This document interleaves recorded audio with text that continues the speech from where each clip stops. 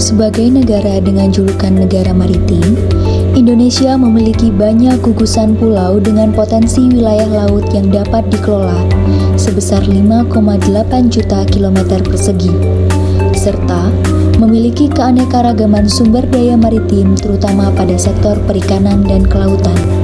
Pentingnya penerapan blue economy dengan pemanfaatan sumber daya perikanan secara berkelanjutan bertujuan mensejahterakan manusia dan pertumbuhan ekonomi nasional. Pengembangan perikanan budidaya di Indonesia berlangsung sangat cepat, baik melalui program ekstensifikasi maupun intensifikasi. Kondisi ini tentunya akan memperbesar peluang terjangkitnya wabah penyakit ikan yang nantinya akan menimbulkan kerugian ekonomi. Upaya pengendalian dapat dilakukan dengan pemakaian bahan kimia atau antibiotik. Namun, pemakaiannya untuk jangka panjang dapat menimbulkan dampak negatif yang tidak hanya terhadap lingkungan perairan atau patogen-patogen yang menjadi resisten, namun juga terhadap kesehatan konsumen, di mana akan meninggalkan residu antibiotik. Dampak penggunaan antibiotik ini juga menyebabkan terjadinya beberapa kasus penolakan produk perikanan di Indonesia yang diekspor baik di Uni Eropa, Jepang, maupun Amerika. Akibat dampak antibiotik ini, pembudidaya ikan mulai menyadari efeknya, sehingga penggunaan antibiotik dari tahun ke tahun mengalami penurunan yang signifikan. Sedangkan sebaliknya, penggunaan vaksin dari tahun ke tahun mengalami peningkatan karena prospek yang menjanjikan dan akan menjadi salah satu pendekatan manajemen penyakit ikan yang efektif. Vaksin merupakan zat atau senyawa yang berfungsi untuk membentuk sistem kekebalan tubuh terhadap suatu penyakit. Terdapat beberapa jenis vaksin mRNA, DNA, inaktif, dan peptida. Vaksin mRNA merupakan vaksin yang merekayasa komponen materi genetik agar menyerupai virus tertentu. Vaksin DNA merupakan vaksin yang terdiri dari molekul DNA plasmid yang mengkodekan satu atau lebih antigen. Inaktif vaksin adalah vaksin yang terdiri dari partikel virus, bakteri, atau patogen lain yang telah dibudidayakan dan kemudian dibunuh untuk menghancurkan kapasitas produksi penyakit. Vaksin peptida umumnya terdiri dari 9-15 residu.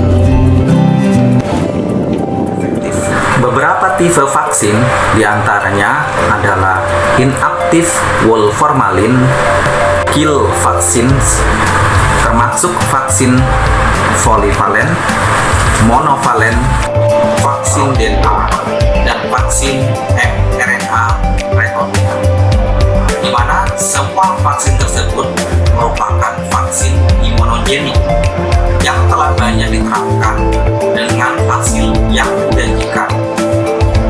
Beberapa hasil penelitian yang telah dilaporkan termasuk pada vaksin ikan salmon dan lele, sehingga vaksinasi telah diterapkan secara komersil dan terbukti menjadi strategi pencegahan penyakit yang layak untuk semua komunitas karena tergolong aman bagi ikan, lingkungan, maupun pada konsumen, efektif dan murah yang mampu menginduksi kekebalan protektif yang spesifik.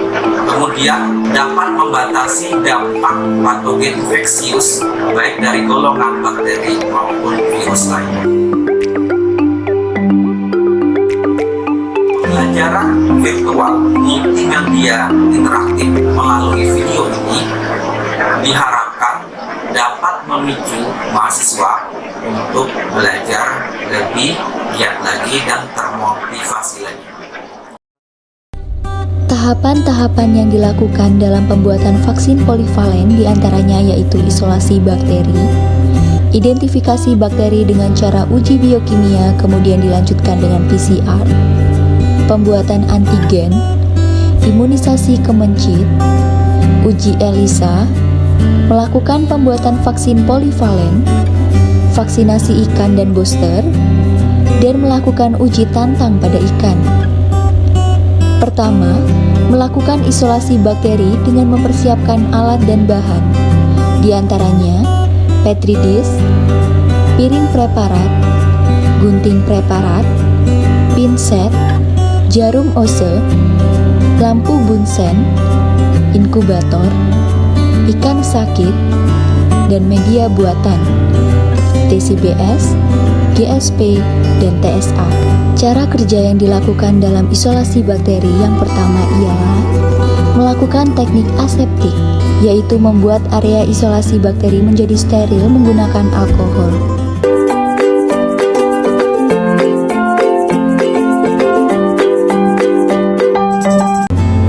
Untuk mengidentifikasi strain bakteri spesifik dengan mengambil sampel bakteri dari ikan yang sakit, kemudian melakukan teknik goresan pada media buatan TSA menggunakan jarum ose. Teknik goresan dapat dilakukan dengan cara menggoreskan jarum ose di bagian tepi Petri dish. Sterilkan ose di atas api bunsen. Buatlah 2 goresan melintang dari bagian tengah dengan goresan pertama. Sterilkan ose di atas api bunsen. Buatlah goresan-goresan yang tegak lurus pada kedua goresan. Sterilkan ose dengan cara dipijarkan. Buatlah goresan-goresan yang tegak lurus terhadap goresan-goresan sebelumnya. Kemudian, media buatan yang telah distrik diletakkan ke dalam inkubator dan diinkubasi selama 24 jam dengan temperatur yang sesuai, sekitar 30-35 derajat Celcius. Berikut hasil media buatan yang telah dilakukan teknik isolasi bakteri dengan menggunakan metode strik atau goresan.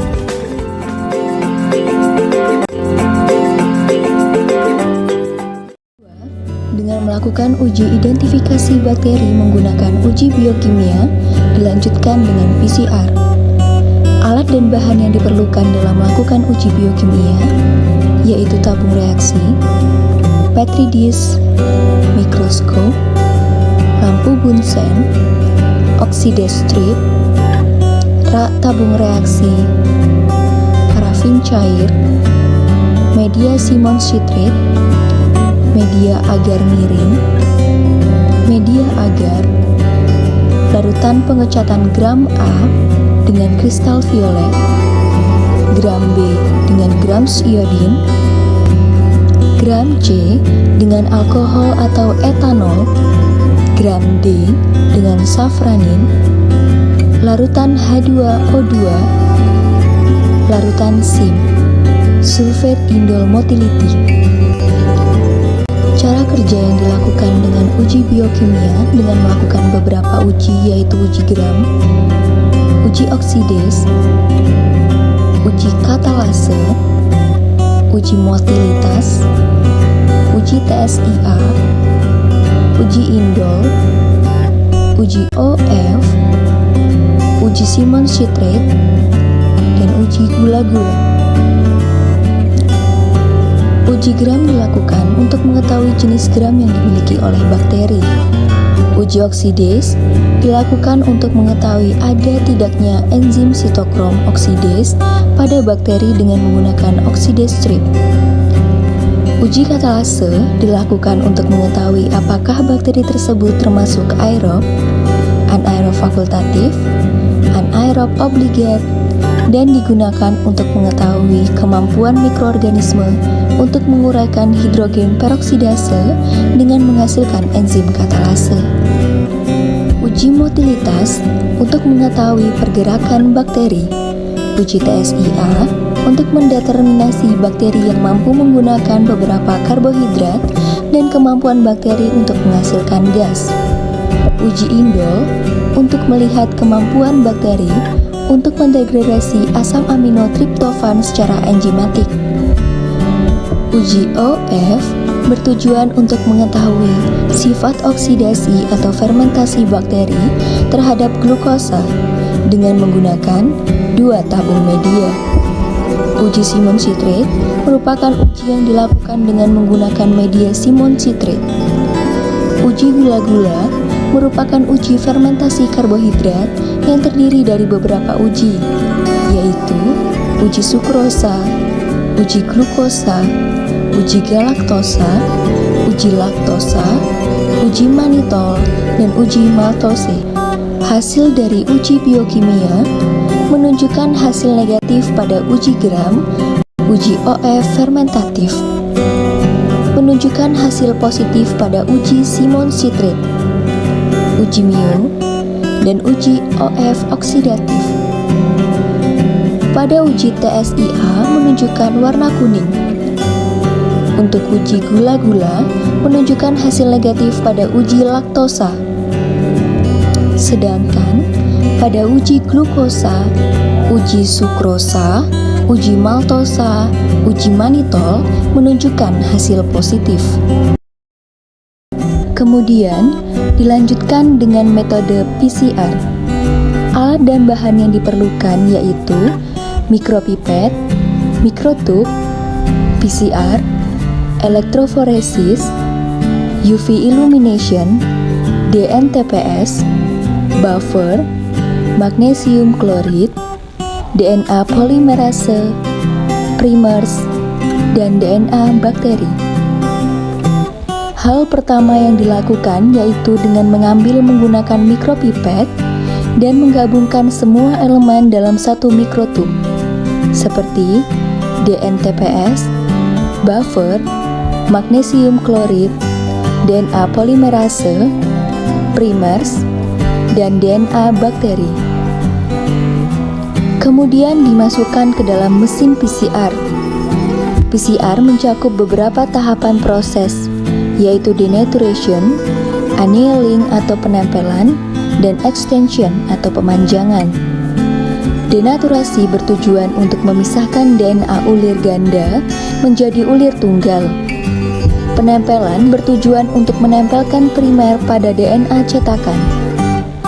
Pemanjangan bertujuan untuk menggandakan DNA cetakan yang telah ditempeli oleh primer sehingga akan terbentuk DNA ulir ganda baru. Proses PCR akan terus berlanjut pada beberapa siklus. Setelah siklus pertama, siklus dilanjutkan dengan menggunakan DNA yang dihasilkan dari siklus sebelumnya, menjadi cetakan baru untuk memproduksi DNA ganda. Molekul-molekul DNA untai ganda baru hasil polimerisasi pada akhir siklus memiliki jumlah yang jauh lebih banyak dibandingkan dengan jumlah DNA cetakan yang digunakan. Elektroforesis merupakan teknik amplifikasi sekuens DNA target spesifik secara in vitro, bertujuan untuk memisahkan dan memurnikan suatu makromolekul, khususnya protein dan asam nukleat berdasarkan perbedaan ukuran. Dilanjutkan dengan UV illumination, digunakan untuk memvisualkan DNA setelah di-loading atau running dalam DNA elektroforesis. Prinsip kerja dari alat ini adalah sinar UV yang dipancarkan akan memendarkan etidium bromid yang menempel pada DNA, sehingga visualisasi DNA bisa terlihat lewat pancaran yang berwarna orange keputihan tersebut. Hasil PCR menunjukkan hasil isolat aromonas hidropila terpilih yang memiliki gen tanda virulen, yaitu aerolisin.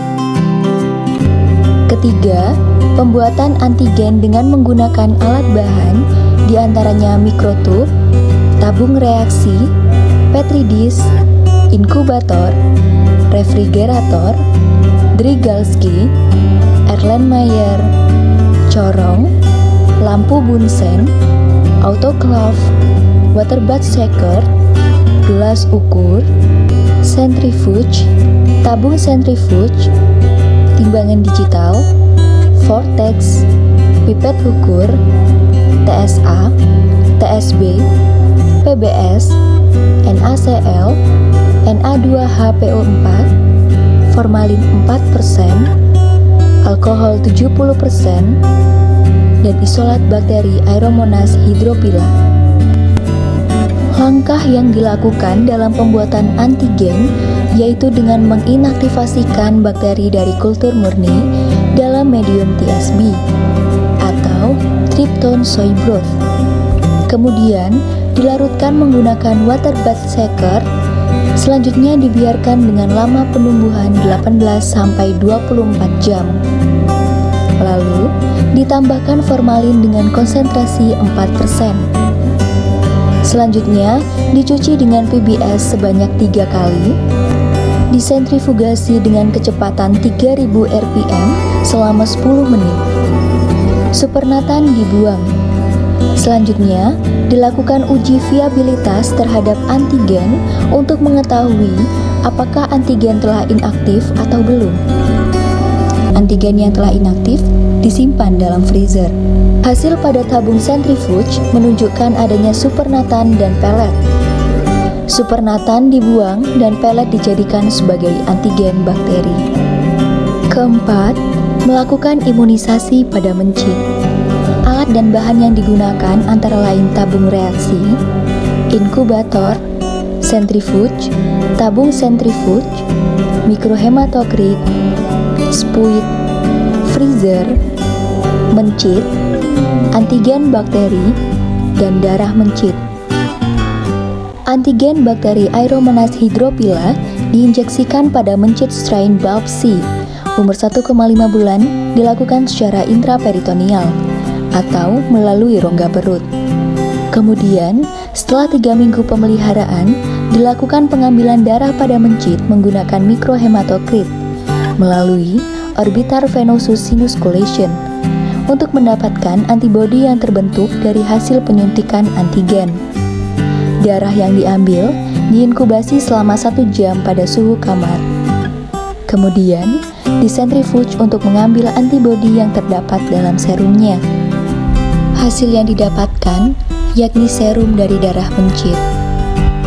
Kelima, melakukan uji ELISA dengan menggunakan alat dan bahan antara lain microplate ELISA, inkubator, aluminium foil, ELISA reader, antigen, first and second antibody, skim milk, TMB substrat, dan EDTA. Dalam indirect ELISA, antigen ditambahkan ke mikrotiter plate dengan baik dan antigen menempel pada dinding mikrotiter plate. Kemudian dibilas menggunakan buffer. Kemudian ditambahkan antibodi. Enzim yang terkait antibodi yang mampu bereaksi dengan daerah antibodi lain kemudian ditambahkan, diikuti dengan penambahan pengembangan warna substrat yang tidak berwarna menunjukkan adanya antibodi yang diidentifikasi. Hasil yang didapat dari uji ELISA yaitu antigen terpilih dari uji ELISA.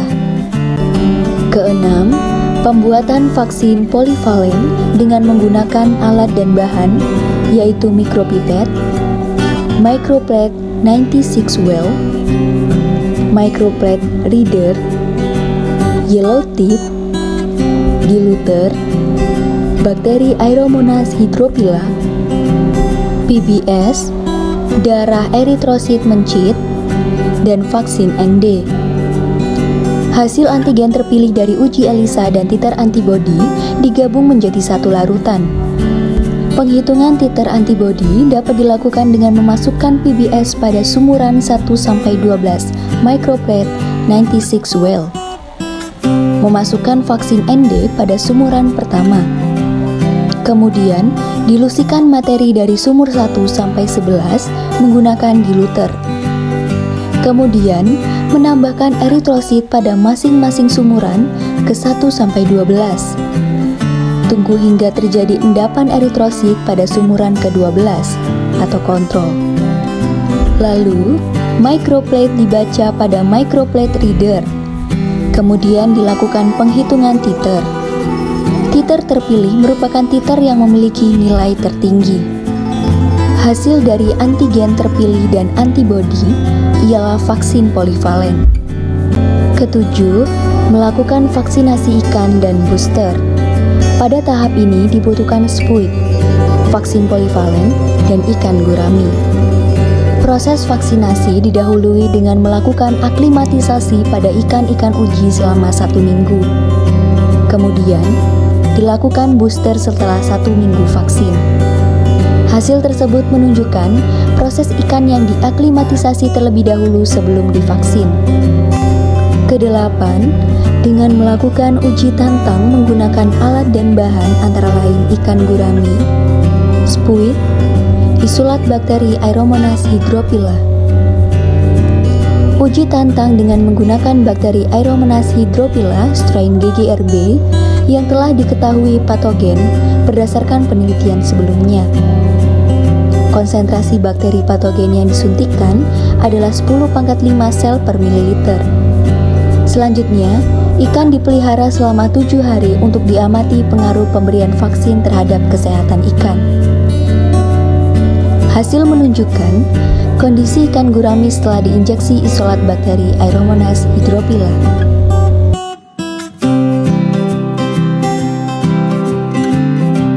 Pada hasil penelitian Kamsio pada nilai mortalitas lele dumbo selama percobaan vaksin dengan isolat Aeromonas hydrophylla dari Cijeruk menunjukkan bahwa ikan yang telah divaksin lebih lambat terinfeksi oleh bakteri dibandingkan dengan yang tidak divaksin atau kontrol.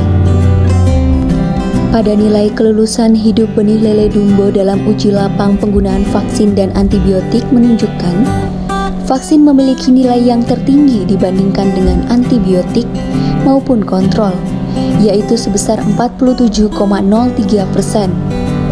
Nilai mortalitas anakan lele dumbo pada uji kekebalan anakan umur 30 hari menunjukkan bahwa cara vaksinasi memiliki nilai yang lebih rendah dibandingkan dengan kontrol.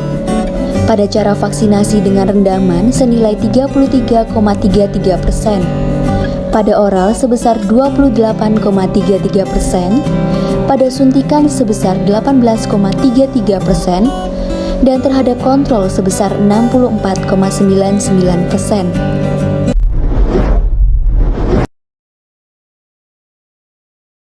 Vaksin yang mulai memasuki sel bertemu dengan berbagai sel imun, termasuk makrofag limfosit T atau sel T dan limfosit B atau sel B. Mekanisme vaksin melibatkan peristiwa fagositosis makrofag dari hemaglutinin yang memecahnya menjadi komponen yang lebih kompleks setelah menelan makrofag. Antigen hemaglutinin pada permukaan sel dengan reseptor spesifik yang dikenal sebagai kompleks histokompatibilitas utama. Sel T dan MHC sekarang dapat mengenali dan mengikat antigen asing yang terkait dengan MHC. Setelah mengikat reseptor MHC, sel T menjadi aktif dan berproliferasi menjadi sel T sitotoksik, sel T supresor, dan sel T helper. Sel T helper teraktivasi mengekspresikan reseptor hemaglutinin yang spesifik terhadap untayan vaksin yang kemudian memainkan peran utama dalam pembentukan antibodi dan aktivasi memori sel B. Tidak seperti sel T, sel B mampu menelan hemaglutinin terlepas dari MHC. Setelah sel B memproses hemaglutinin, antigen dan disajikan pada permukaannya dalam kombinasi dengan MHC.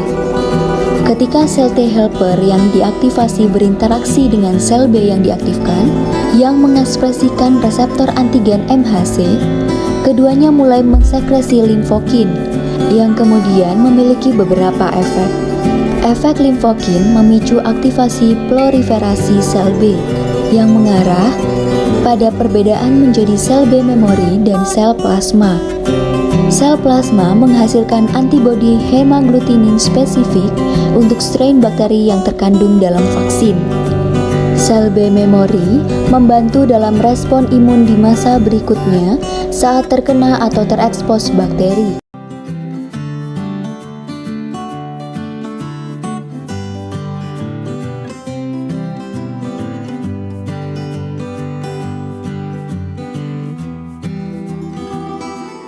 Ketika terkena ikan yang terkena bakteri terinfeksi ke ikan yang tidak terinfeksi, maka bakteri akan mencoba berkolonisasi.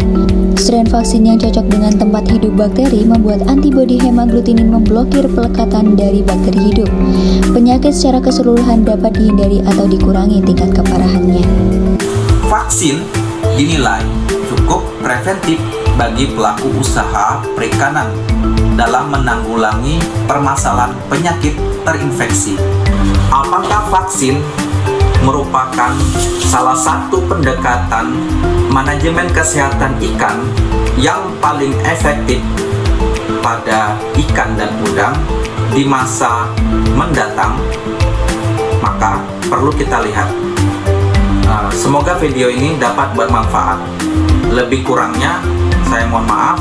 Assalamualaikum warahmatullahi wabarakatuh.